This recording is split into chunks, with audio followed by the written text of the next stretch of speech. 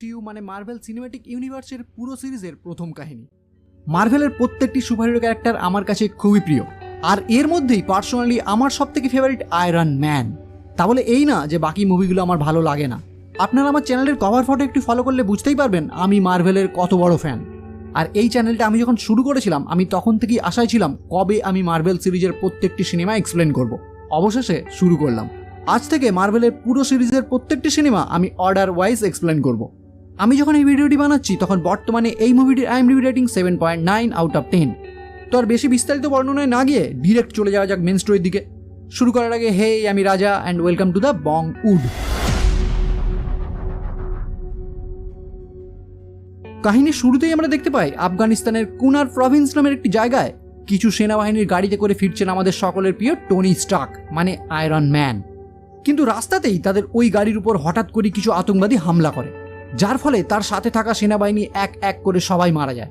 এবার টনি নিজে বাঁচার জন্য ওই গাড়ি থেকে বেরিয়ে পালাতে যাবে, ঠিক তখনই তার পাশে তার কোম্পানির মানে স্টার্ক ইন্ডাস্ট্রির তৈরি একটি বোম এসে পড়ে।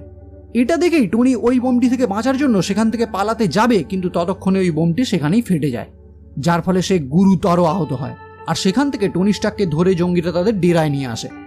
এবার এখান থেকে ঘটনা কিছুটা ফ্ল্যাশব্যাক মানে 36 ঘন্টা আগে দেখানো হয়, যেখানে আমরা দেখতে পাই একটি অনুষ্ঠানে টনি স্টার্ককে পুরস্কৃত করা হয়েছে আর্মস ডিলার অব দ্য ইয়ারের জন্য।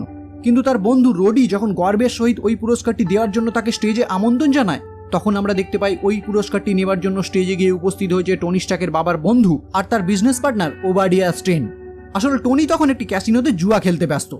এরপরই সেখানে তার বন্ধু রোডি ওই পুরস্কারটি নিয়ে পৌঁছে যায় তাকে দেওয়ার জন্য। কিন্তু টনি সেই পুরস্কার দেখে তাকে জানায় এইরকম পুরস্কার আমার বাড়িতে প্রচুর আছে। এমনকি ওই ক্যাসিনো থেকে বেরোনোর পথেই টনি ওই পুরস্কারটিকে একজনকে গিফট করে দেয়। এবার বাড়ি ফেরার পথে টনি যখন গাড়িতে উঠতে যাবে, ঠিক তখনই ক্রিস্টিয়ান এভারহার্ট নামে একটি লেডি রিপোর্টার এসে তার ইন্টারভিউ নেবার চেষ্টা করে আর বলে আপনার কোম্পানি যে এইসব আধুনিক হাতিয়ারের লেনদেন করে এটা পুরো পৃথিবীর জন্য ক্ষতিকারক। কিন্তু টনি তাকে উত্তরে জানায় এই পৃথিবীতে কোনো কিছুই ঠিক না। যদি কোনোদিন পৃথিবীতে শান্তির জন্য হাতিয়ারের প্রয়োজন উঠে যায় তাহলে আমি কথা দিচ্ছি সবার আগে আমার কোম্পানি হাতিয়ার তৈরি করা ছেড়ে দেবে আর বদলে ইট তৈরি করা শুরু করবে। এবার পরদিন সকালে আমরা দেখতে পাই টনির পিএ মানে পার্সোনাল অ্যাসিস্ট্যান্ট পেপার পটস তাকে বলে আপনি কি ভুলে গেছেন আপনার আজ আফগানিস্তানে একটি আর্মস ডিল কমপ্লিট করতে হবে আর আপনার প্লেন আপনার জন্য প্রায় 1.5 ঘন্টা ধরে ওয়েট করছে।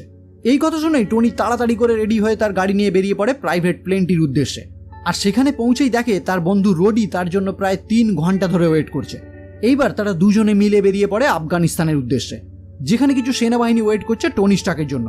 টনি স্টার্ক সেখানে পৌঁছেই তার তৈরি একটি আধুনিক মিসাইলের ক্ষমতা প্রদর্শন করে আর জানায় তার তৈরি এই জেরিকো মিসাইল এতটাই আধুনিক যে শত্রুপক্ষকে সে নিমেষেই ধ্বংস করে দিতে পারে।